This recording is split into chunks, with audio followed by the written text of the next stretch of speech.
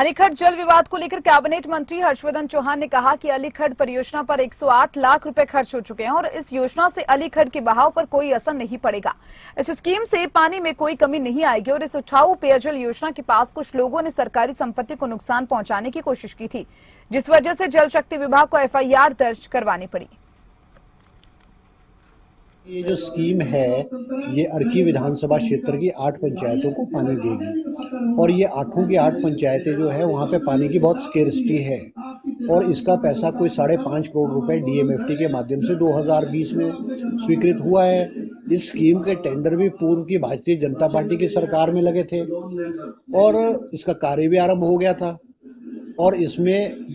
1 करोड़ 5 लाख का काम जो है सिविल वर्क हो चुका है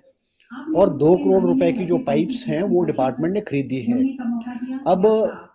माननीय डिप्टी चीफ मिनिस्टर से मिले, उन्होंने एक कमेटी का गठन किया जिसमें SC IPH बिलासपुर और SC IPH सोलन थे, एक्सियन थे, हाइड्रोलॉजिस्ट थे, जियोलॉजिस्ट थे। उन्होंने सबने रिपोर्ट बना करके मुआयने का निरीक्षण किया क्योंकि इनका ये मानना था कि इससे आगे से कुछ जो स्कीम्स है अलीखड़ जो है इससे आगे की स्कीम्स है उनके पानी का डिस्चार्ज कम हो जाएगा और हमारी जो स्कीम्स है अलीखड़ से जो बिलासपुर क्षेत्र में जा रही है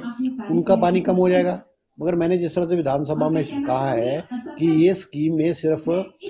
10.5 लीटर पर सेकंड के हिसाब से पानी को उठाया जाएगा और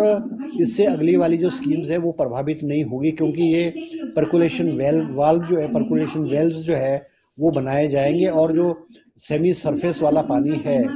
उसको इकट्ठा करके उसको स्कीम से इस्तेमाल किया जाएगा। अब जब रिपोर्ट आई है, पॉजिटिव रिपोर्ट आई और उन्होंने कहा कि इससे आगे की स्कीमें प्रभावित नहीं होंगी तो दोबारा कार्य शुरू हो गया। अब कुछ लोग जो इस स्कीम का बिलासपुर क्षेत्र के लोग थे जो इस स्कीम का विरोध कर रहे थे, उन्होंने आकर के जो है वो स्कीम में आकर के तोड़फोड़ किया है, सरकारी संपत्ति को नुकसान पहुंचाया है और कुछ लोगों को चोटें भी लगी हैं। तो उसमें जो है वो IPH डिपार्टमेंट ने एक FIR दर्ज की है।